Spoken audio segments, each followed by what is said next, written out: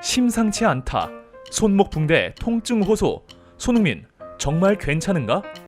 안녕하세요 형님들, 정확한 스포츠 정보와 소식을 전달하는 스포츠 베팅 전나 잘하는 남자 배전남입니다. 먼저 영상 사진부터 보고 이야기를 해보겠습니다.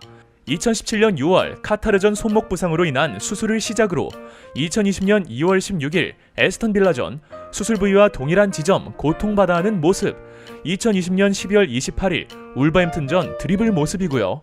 1월 2일 리즈전에서 붕대를 감고 있는 모습, 1월 6일 브렌트포드전, 1월 6일 브렌트포드전 드리블 장면, 1월 6일 브렌트포드전을 승리로 이끌고 기뻐하는 모습이죠.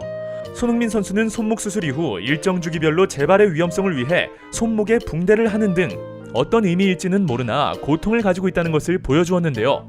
가장 최근 경기인 손흥민 선수의 지난 두 경기 활약상을 자세히 지켜본 시청자라면 이전과 달라진 차이점을 발견할 수 있었을 것입니다. 위 사진처럼 지난달 말까지 보이지 않던 붕대의 존재입니다. 손흥민은 리즈, 브렌트포드와의 2연전에서 오른 손목에 붕대를 두른 채 뛰었죠.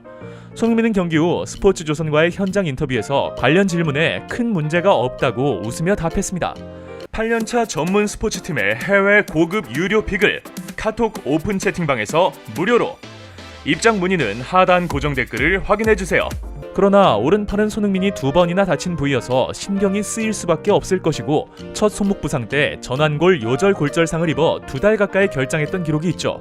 지난해 초 2월경에 에스턴 빌라와의 리그 경기에서 또다시 같은 부위 오른팔 골절 부상을 당했습니다. 부상에서 복귀한 지난 시즌 이후 팔 부상 재발 징후는 포착되지 않았으며 경기간 부상을 당한 적은 있지만 손목 부위는 아니었죠. 그런데 리즈전에서 붕대를 차고 나오더니 브렌트포드전에선 손목을 부여잡고 고통스러워하는 표정을 짓는 모습이 카메라에 포착되면서 후반 25분 손흥민 선수의 쐐기골을 터뜨린 뒤 44분 카를로스 비니시우스와 교체됐습니다. 타이밍상 지난달 28일 울버햄튼전과 리즈전 사이에 다쳤을 가능성이 크게 보입니다.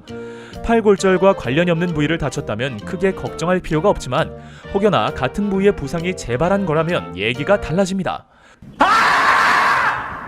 손흥민은 올 시즌 개막 후 현재까지 25경기 출전, 16골 8도움을 기록하는 등 경력 최고의 순간을 만끽하고 있습니다.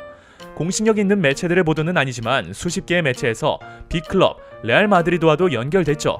레알 마드리드 이적설 관련 영상은 배전남 채널 영상 참고 부탁드립니다. 손흥민 선수는 조제 무리뉴 감독 체제의 토트넘에서 대체불가 자원으로 자리매김한 지 오래입니다.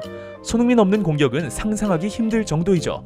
브렌트포드전 승리를 통해 카라바오컵 결승에 진출한 토트넘은 남은 1월에만 5경기를 더 치릅니다. 심지어 2월엔 유럽 유로파리그도 재개하는데요.